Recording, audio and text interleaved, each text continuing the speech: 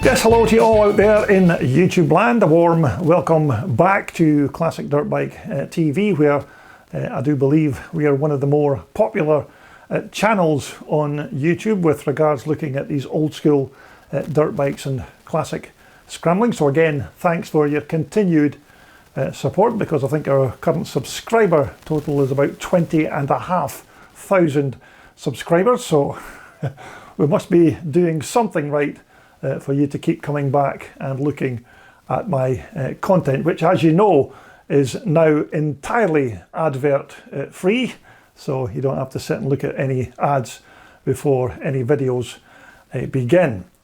But anyway, back to our current video posting. Now, this is a bike that we had a look at the 2025 Telford Classic Dirt Bike Show. We just had a brief look at it at that time, and we did say that when we get the chance, we're going to give you the full story of the background on this machine. So let's dive straight into that right now and take a look at Trevor Petrie's lovely 1966 B44 BSA Victor. Okay, so as I mentioned in my introduction there, this is a bike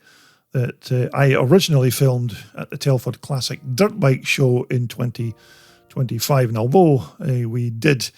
do a very short feature on this bike at that time when we did the Telford series of videos,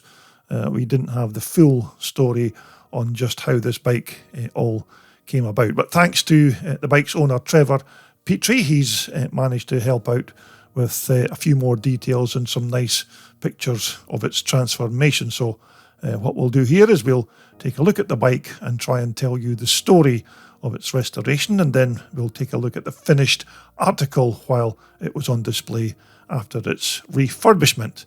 at the Telford show. Anyhow, just before we get to that particular story, you may remember that we've already featured a couple of bikes from Malcolm and Trevor when we did that nice feature on the two John Hand built Rotax four-strokers that the boys built a few years back. So I expect it's quite fair to say that both Malcolm and his brother Trevor have both played some kind of part in this BSA GP's restoration. So basically the story of our BSA GP all begins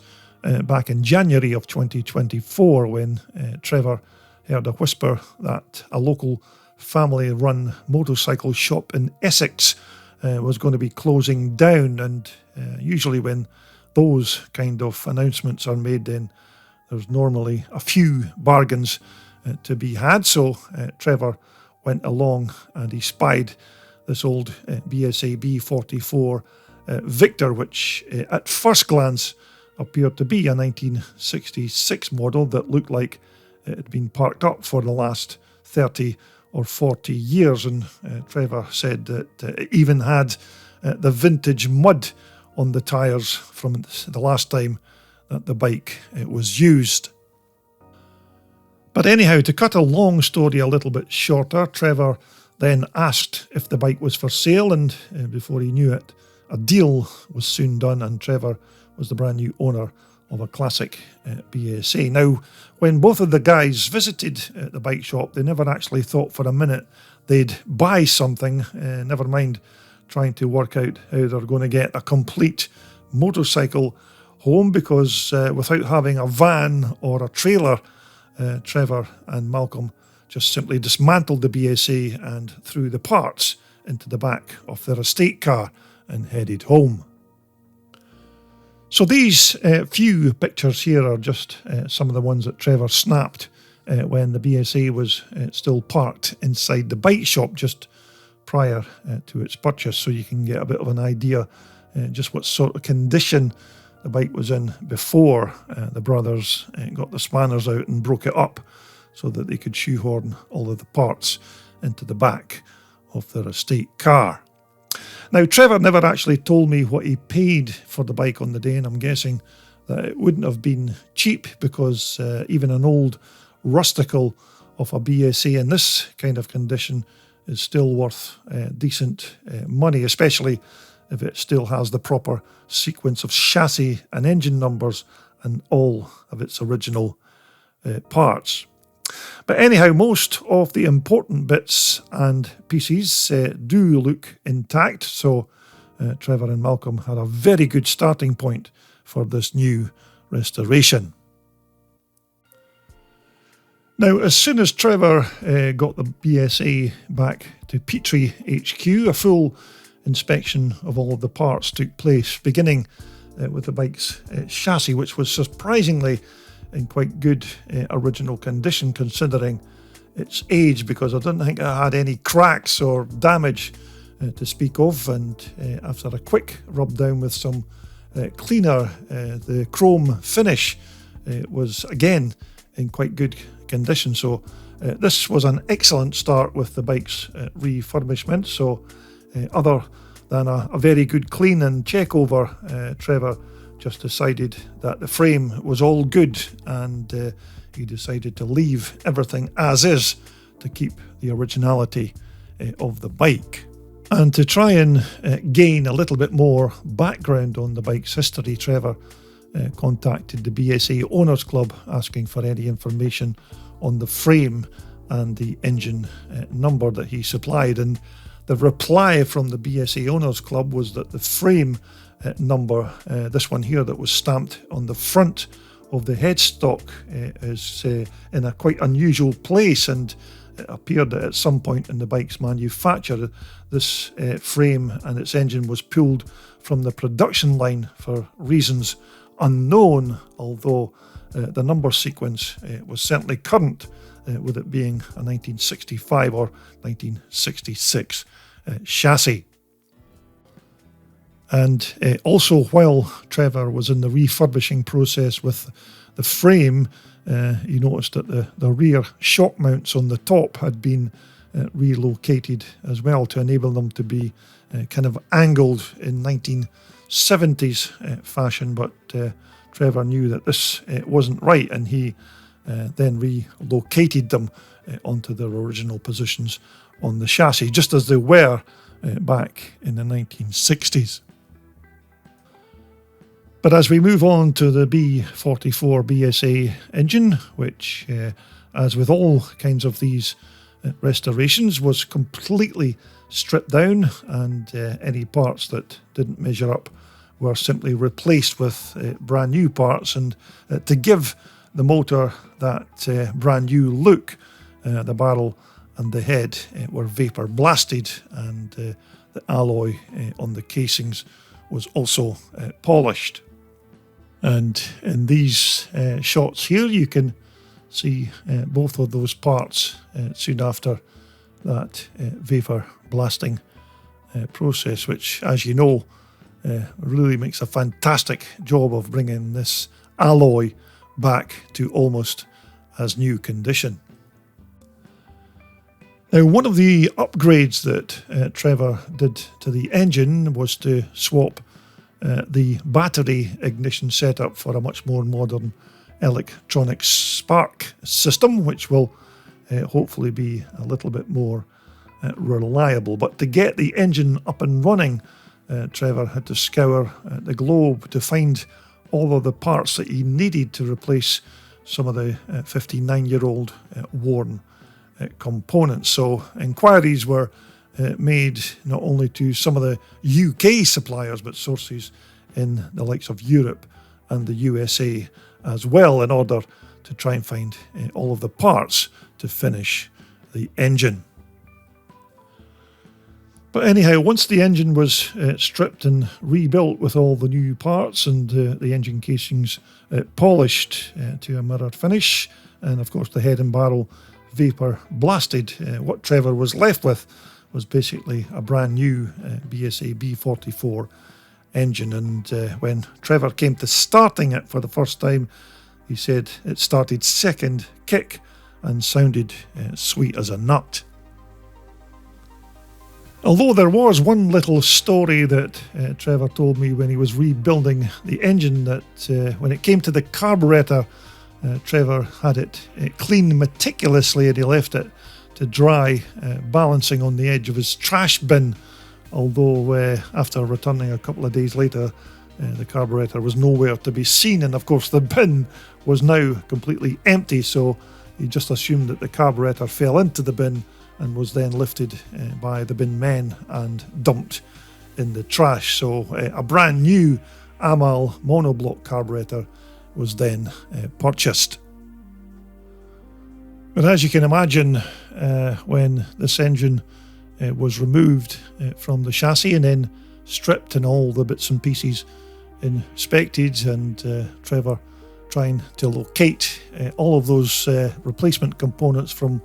around the globe, it did take quite some time to get this engine all back up and in this very nice new condition. But Trevor was well pleased with the way that this part turned out. Another one of the parts that needed major work was the original BSA Victor's alloy fuel tank, which after 59 years of track abuse, you can see it had various dings and dents and other types of damage that was needing attention. But of course, Trevor could quite easily have just went out and bought a reproduction tank and then saved himself a lot of aggro, but he did want to keep the bike as original as possible, and so this old battered fuel cell here was handed over to Chris Ambler in Carlisle, who basically took the tank apart and fixed all of the trouble areas and then re-welded it all back together. And when Chris handed the finished but unpainted tank back to Trevor, it was quite hard to distinguish it from a factory fresh 1966 item. And when you see the finished article here after Chris worked his magic, it's very hard to try and distinguish this original tank from a brand new reproduction item. Now, of course, the tank wouldn't have been completed until it had its brand new coat of yellow paint, and it just so happens that Trevor's brother Malcolm was quite handy with a spray gun, so Malcolm got the job of painting the tank, and as you can see, he's made a first-class job of its repatriation, and these parts on the Victor BSA certainly have to be done right, because these are one of the most instantly recognisable features on these old BSA B44 Victors. But moving on to the BSA's front forks, now these were simply stripped and serviced with brand new seals and new oil, etc., and period correct alloy top covers were also fitted in place of the old rubber gaiters that the bike came with when Trevor first bought it. And also the bottom parts of the stanchions were also repainted to basically complete the front suspension's refurbishment. And thankfully, the most important part of the forks, those inner dampers, were in quite good condition considering their age, so those just required a thorough clean.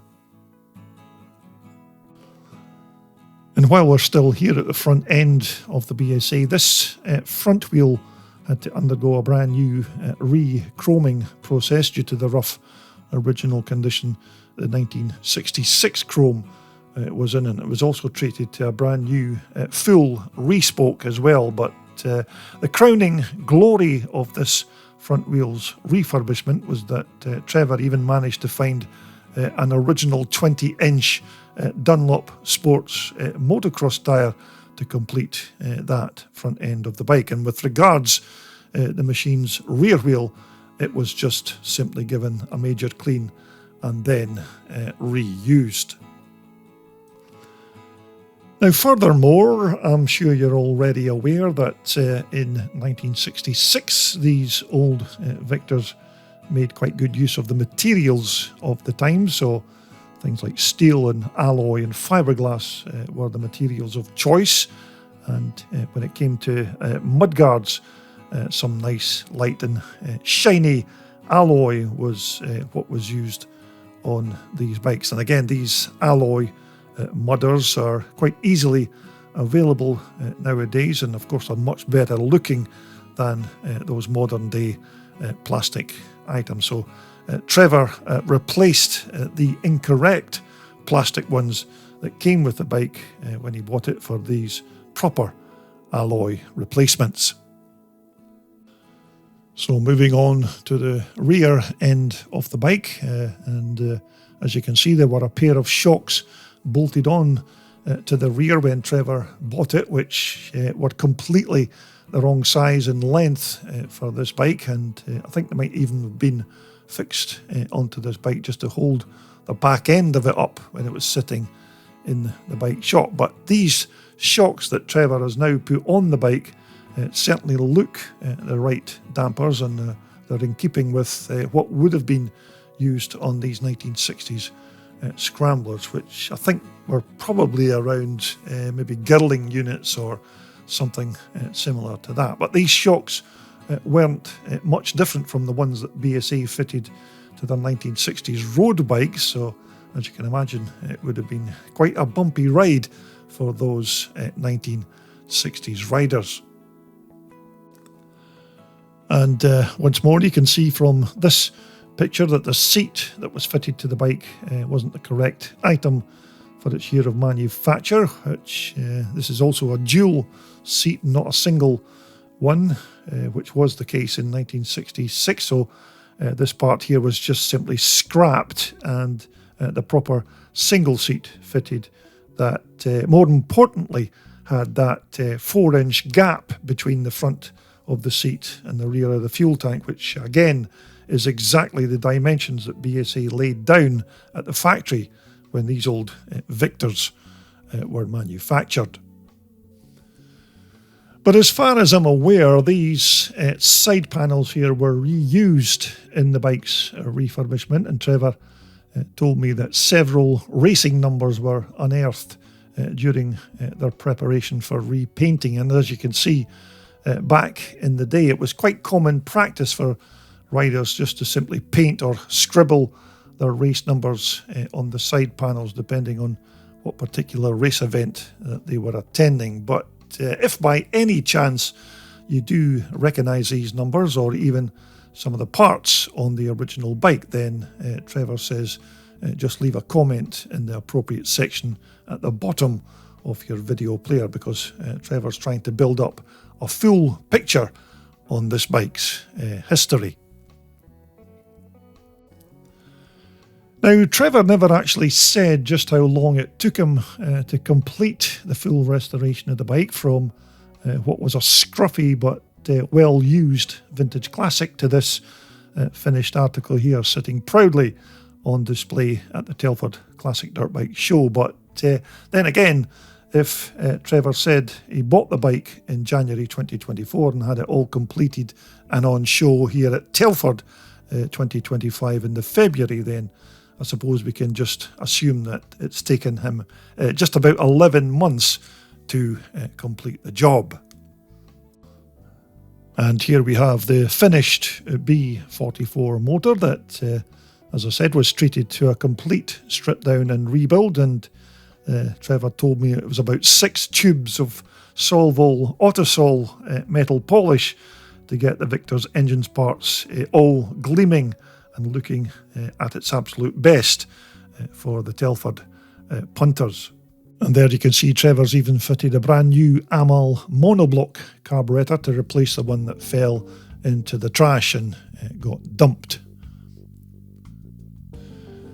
So I expect that by now you're all out there wondering what the overall bill would be to take a 59-year-old battered and bruised BSA B44 Victor Scrambler from a rusty pile of motorcycle parts to what is now possibly one of the best BSA GPs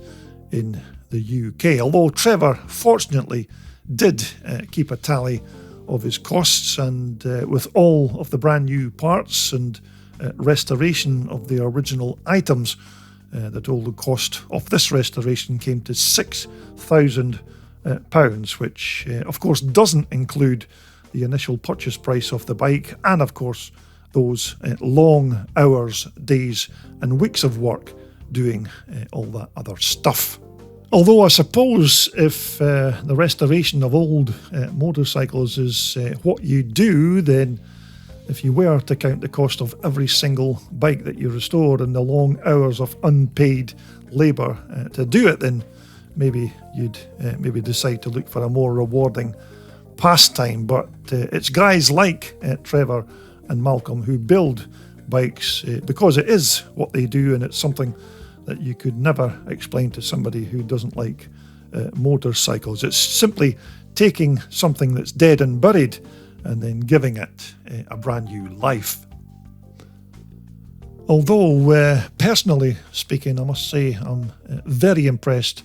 with the way that this old GP Victor's turned out. And when you take a look at parts like the chassis, which, as you know, was only cleaned and polished up, it still survived very well considering the bike's age. But other parts like these handlebars are again the proper items for the bike's year of manufacture, and original parts such as these are now becoming quite hard to find as the years roll on. So again, these parts add more authenticity to the originality of this bike. But Trevor and Malcolm's BSA was certainly generating quite a lot of interest while it was on display at Telford, and Trevor, I do know, was kept quite busy most of that weekend answering questions from some of the passing BSA fanatics who wanted to know a little bit more of how it all came about, which brings me to reiterate that when I said previously about the original bike, if you do recognise this machine or know something about it, then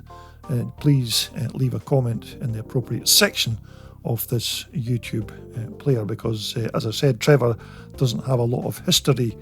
of the bike, but he's always grateful for any information about its past. Right, so what's to become of the BSA B44 Victor now that it's all completed? Well, it's already had its first race outing since its refurbishment, when the bike took part in the Bill Brown Classic Scramble with the Westmoreland Motor Club back in April of 2025. And I do remember Trevor telling me that the bike ran flawless on the day, although he did think that the bike was a little bit on the small side for his 6 foot plus stature, but nevertheless he still enjoyed his first outing on the bike and the culmination of almost a year of its restoration and rebirth. Nevertheless, from what was initially a worn out, battered old 1960s GP Victor motorcycle that had had a very hard and tough life, to what is now a quite superb piece of BSA motorcycling history, and probably one of the best B44s in the country. And through Trevor's hard work and of course a little twist of fate coming across the original bike in the first place, he certainly ended up with a machine that any self-respecting bike collector would just love to own. Right, coming up next, we're going to go back to the Telford show and take a look at a few more examples of old school British scramblers. So next time it's the turn of some of these British-made Greaves bikes. So we're going to show you a few stunning examples of these machines from what is still regarded as the golden age of British motocross. So again, thanks very much for watching, and until next time, it's goodbye for now.